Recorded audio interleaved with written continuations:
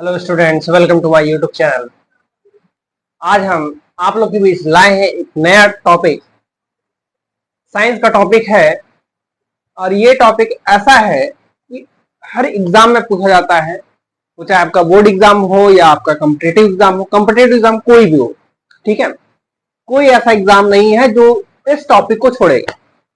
हर जगह 1 या 2 नंबर का ये क्वेश्चन आता है। इससे जो है इस टॉपिक से क्वेश्चन 1 या 2 नंबर का आता है, ठीक है। और ये एक ऐसा टॉपिक है जो हमारे दैनिक जीवन में बहुत ज्यादा महत्वपूर्ण है। अगर शायद ये टॉपिक, या मैं कह लूं सीधे सीधे इसका नाम लिया जाए प्रकाश, प्रकाश अगर हमारे दैनिक जीवन में नहीं रहेगा तो हमारी जो लाइफ है वो अंधेरे में बीतेगी, ठीक है। जैसे कभी कभी होता है कि हम लोग एक बंद कमरे में हैं और अचानक से लाइट चली जाती है, तो सभी क्या हो जाते हैं, सभी चीजें हमें दिखाई देना बंद हो जाती है। कमरे में एकदम अंधेरा हो छा जाता है, कोई वस्तु हम देख नहीं पाते हैं, ठीक है। तो आइए आज हम लोग जानेंगे प्रकाश के बारे में। प्रकाश क्या होता है और इसकी सहायता से हम लोग अपने दैनिक जीवन में क्या क्या कार्य करते हैं, ठीक है। आइए वीडियो स्टार्ट करते हैं।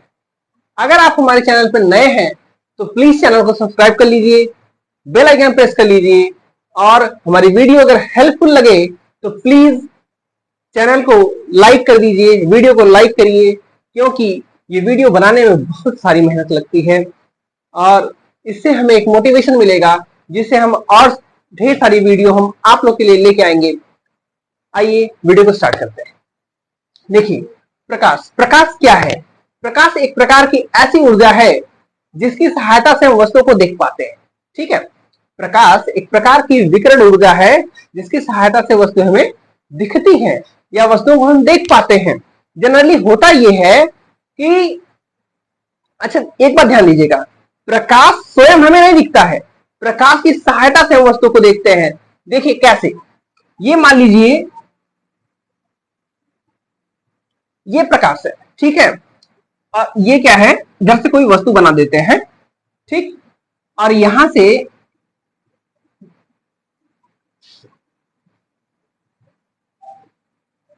ये आंखें हैं। तो होता क्या है कि जब तक प्रकाश इस वस्तु पे नहीं पड़ेगा तब तक ये वस्तु हमें दिखाई नहीं देगी। लेकिन जैसे ही प्रकाश इस वस्तु पे पड़ता है और इस वस्तु से टकराकर हमारी आंखों पे पड़ता है तो वस्तु हमें दिखाई देने लगती है, ठीक है। जैसा कि हमने बंद कमरे का एग्जांपल लिया था कि बंद कमरे में क्या होता है, हमें वस्तु दिखाई नहीं देती, अंधेरे कमरे में वस्तु हमें दिखाई नहीं देती। लेकिन जैसे नहीं है सूर्य का प्रकाश आता है या हम बल्ब को जलाते हैं तो चीजें हमें दिखने लगती हैं। रीजन क्या है कि प्रकाश का परावर्तन होता है। प्रकाश किसी वस्तु पर आपतित होता है, गिरता है और वहां से परावर्तित होकर हमारी आंखों पर पड़ता है, जिससे कि वस्तु में दिखाई देती है, ठीक है। आइए देख लेते हैं। कह रहा कि प्रकाश ऊर्जा का वह रूप है जिसकी सहायता से हमें वस्तुएं दिखाई देती हैं।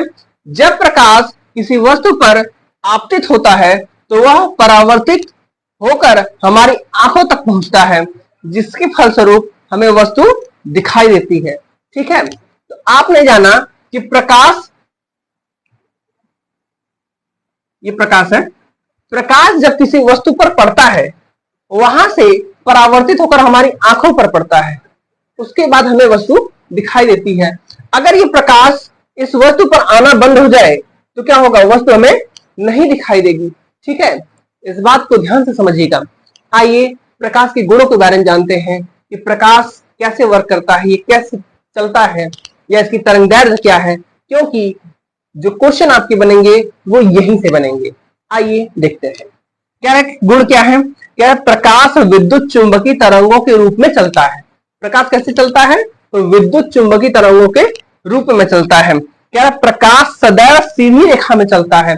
प्रकाश कैसे चलता है, प्रकाश सीधी रेखा में चलता है, एकदम सीधा, ना कि ऐसा करके जाएगा। प्रकाश ऐसे नहीं चलता है, प्रकाश कैसे चलता है, सीधी रेखा में चलता है, ठीक है। आप अपने बंद कमरे में जैसे कभी सो रहे हैं, अब पता चला कि सूर्योदय हो गया है, ठीक है, सूर्य भगवान आ गए हैं और जब उनकी किरण आपके रूम तक आती है, रूम के अंदर आती है, तो आप देखेंगे एकदम सीधी रेखा में एक प्रकाश की किरण आती है ना। तो वहां से आप देख पाएंगे कि प्रकाश की किरण कैसी है, एकदम सीधी रेखा में चलती है, ना कि ऐसे जिगजैग। ठीक है, अगला क्या है, क्या है इसकी तरंगदैर्ध्य कितनी है, 3900 एंगस्ट्रॉम से लेकर 7000 एंगस्ट्रॉम तक होती है। फिर निर्वात में प्रकाश की चाल कितनी होती है, 3×10⁸ मीटर पर सेकंड होती है। क्या विद्युत चुंबकीय तरंग अनुप्रस्थ होती है, अतः प्रकाश अनुप्रस्थ तरंग है। अगर आपसे पूछा जाए कि प्रकाश किस प्रकार की तरंग है, तो प्रकाश जो है अनुप्रस्थ तरंग है, क्योंकि प्रकाश क्या है, विद्युत चुंबकीय तरंगों के रूप में चलता है। ठीक है, अब प्रकाश किरण क्या है, प्रकाश किरण क्या होती है, क्या रखी प्रकाश किरण कि प्रकाश के सरल रेखीय गमन पथ को क्या कहते हैं, प्रकाश किरण कहते हैं। भाई इसी को तो आप प्रकाश किरण कहते हैं। तो कह रहा कि एक सीधा सरल रेखीय गमन पथ क्या कहलाता है, प्रकाश किरण कहलाता है। अगला टॉपिक है प्रकाश का परावर्तन। प्रकाश का परावर्तन क्या होता है और हमारे दैनिक जीवन में इसका क्या रोल है, आइए समझते हैं। ठीक, जैसा कि हमने पिछले टॉपिक में जाना कि वस्तुएं हमें कैसे दिखाई देती हैं।